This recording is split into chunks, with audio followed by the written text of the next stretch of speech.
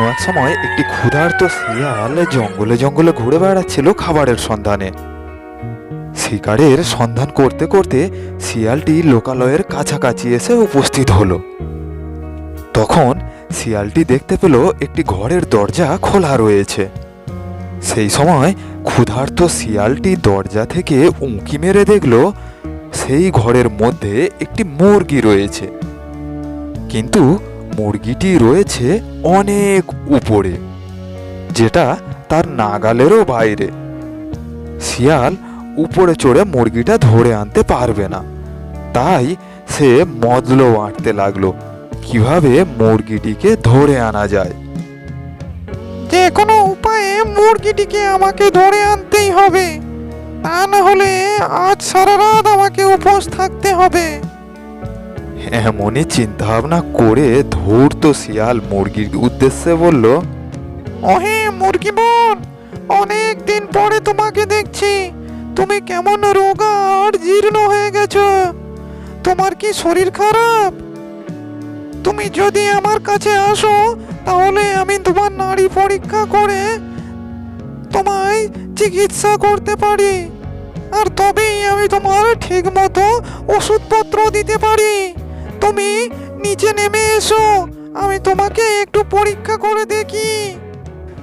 ধূর্ত শিয়ালের এই কথায় মুরগি কোনো কর্ণপাত করল না।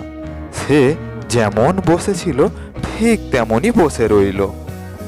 এদিকে তার কথায় মুরগিটি কোনো কর্ণপাত না করায় তখন শিয়ালটি আবার তাকে বলল, কি হলো মুরগি বোন, তুমি কই আমার কথার কোনো অভাব দিচ্ছ না যে?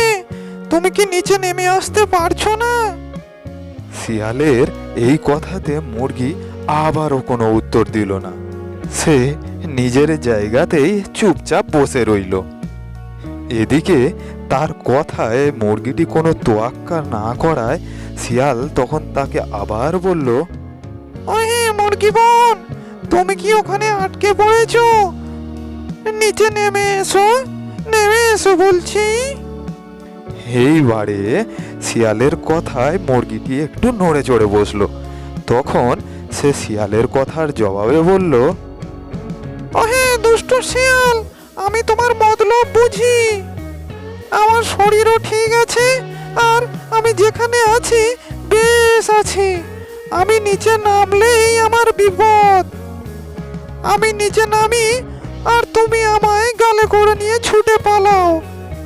তুমি কি আমাকে অত বোকা পেয়েছো নাকি? আমি যেখানেই আছি বেশ আছি, আমার চিকিৎসার কোনো প্রয়োজন নেই। মুরগির এই কথায় শিয়াল খুব লজ্জিত হলো। সে মুরগিটিকে আর নিচে নামানোর কোনো চেষ্টা না করেই আবার জঙ্গলের দিকে চলে গেল।